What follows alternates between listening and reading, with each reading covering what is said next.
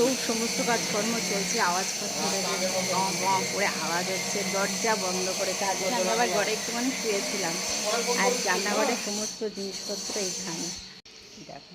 আবার গ্যাসের ওভেন, জিনিসপত্র সব এখানে রয়েছে।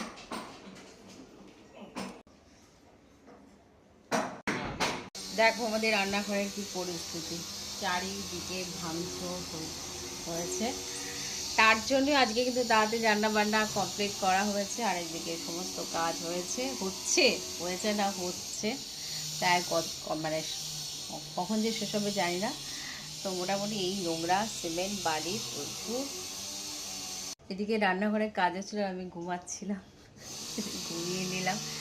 আর তো কোনো কাজ বাজ নেই, তো এই কমপ্লিট হবে কখন যায় না।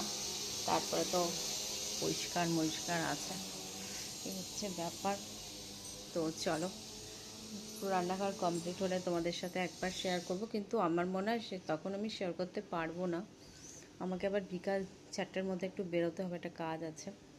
আর খুব সুন্দর একটা ঘুম দিলাম, তো এই হচ্ছে ব্যাপার। তো চলো এখনকার মতো টাটা, কারণ